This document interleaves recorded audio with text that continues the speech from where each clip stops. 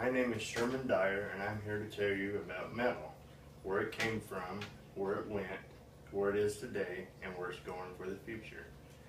Metal got its early roots in the 70s from a little-known band called Black Sabbath. They released their debut album February 13th, 1970. For many fans of metal, they are considered the godfathers of rock. While many people hold Elvis Presley the king of rock and roll, during the 50s and 60s, the 70s movement created heavy metal. While it wasn't known as heavy metal back then, it is now known as metal. It was classified as only hard rock in the 70s and the 80s. It progressed to what we call now hair metal, but back then it was called glam rock. Bands as Motley Crue, Cinderella, Twisted Sister, and Quiet Riot ruled the radio waves. Then in 1983, people who got tired of listening to glam rock created a new genre called thrash metal. This included acts like Metallica, Megadeth, Anthrax, and Slayer.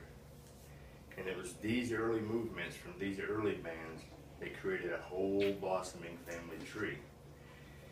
They were shock rock, progressive metal, power metal, glam metal, grunge, post-grunge, new metal, and including industrial metal up until this age. Some progressive metal acts include Genesis, Pink Floyd, Phil Collins, little not as hard as metal, but they were included in the metal family tree. During the late 80s, glam rock was coming to an end. The explosion of grunge rock killed hair metal overnight. These bands included Nirvana, Stone Temple Pilots, Pearl Jam, and STP. While true metalheads didn't necessarily like this type, that's all they had to listen to on the radio because hair metal was dead. Some bands that lived through this were Metallica, the godfathers of thrash metal, and that's about it. Metal was dead for a long time until a new band came out and a new genre was created under new metal. This band was called Korn. They paved the way for new acts to embrace what was happening in the metal genre. On that bandwagon of new metal came Limp Bizkit, Kid Rock, Slipknot, and others, such as Mushroomhead. It was this branching out that included industrial metal, such as Nine Inch Nails, Marilyn Manson, and others. During the new metal and industrial metal saw revivals of oldie but goodie classics, such as Twisted Sister and Quiet Riot.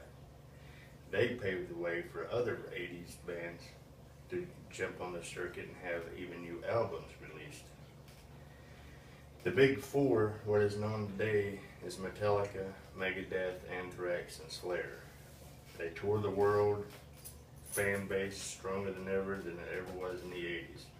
It's through these new metal bands and the big four band from the 80s that we're seeing a new revival in the new American heavy metal genre.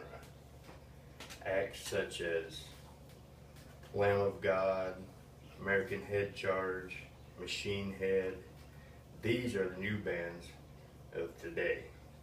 And what they're doing with the music on radio is they're not getting a lot of time to play their music, but it's the underground movement for these new metal bands and industrial metal bands.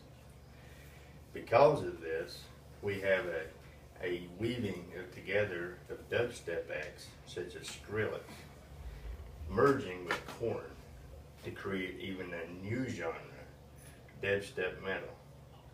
And with this new genre, the future looks very, very bright because as metal goes, it is enticing younger people with the creativity to embrace metal as it once was and head it into the near future.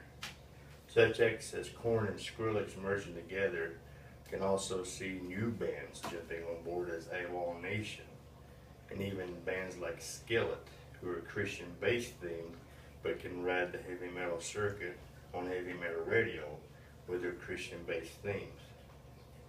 During this new revival of heavy metal, we can't forget to look through the past and remember Led Zeppelin and Black Sabbath. As a band called Steppenwolf said in their song Born to be Wild, that was the first true note in their quote that says heavy metal thunder. Thank you, keep rocking, and never forget the roots of metal.